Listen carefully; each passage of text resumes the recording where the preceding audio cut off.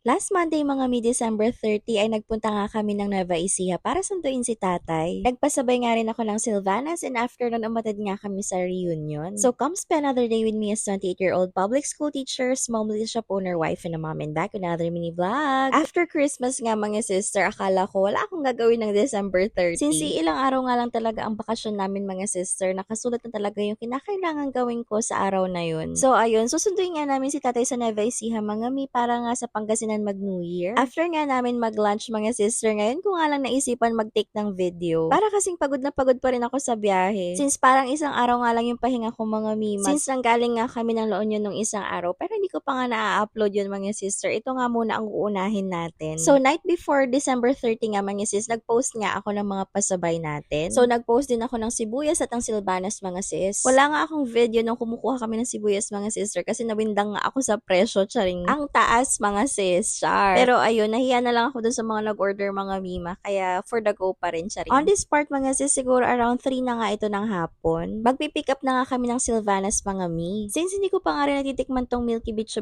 mga mima, kumuha nga lang din ako. In fairness, masarap nga mga sister, umorder kayo yan sa susunod na balik namin sa Nueva Ecija. Char. Pagka uwi ng bahay mga sister, hindi natatapos ang araw ko dyan. Isusort ko nga muna mga sister para ilalagay na nga lang sa ref. Since kailangan nga sa Silvanas ay frozen mga mi, mas masarap talaga siya kapag naka-freezer mga sis. So pagdating nga namin ng bahay mga mima, tinikman ko ulit itong Milky Bicho kung masarap pa rin nga. Grabe, sobrang lambot mga sis. Nung mga oras na yun mga mi, ay nagmamadali na rin ako since may pupuntahan pa nga kami ng reunion. So ayan, plinastic ko na nga yung mga order nila mga sis at nilagyan ng pangalan para hindi na nga magkalito-lituhan. Since yung iba ay kinabukasan pa nga mapipick up. So after ko nga rin dyan mga mi at nakapagpahinga na rin yung asawa ko, umalis na rin kami. Kasi meron nga kaming reunion sa may Santa Barbara mga mi. Aba, big girl na talaga tong anak ko mga mi. Sumasali-sali na nga sa mga games.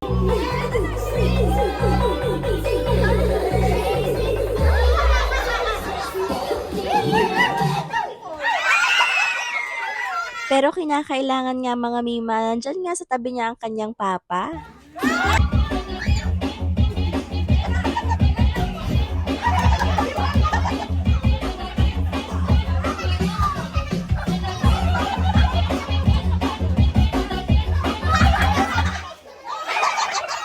O, diba? Medyo competitive nga si auntie ninyong nakikipaglaro dyan mga sis.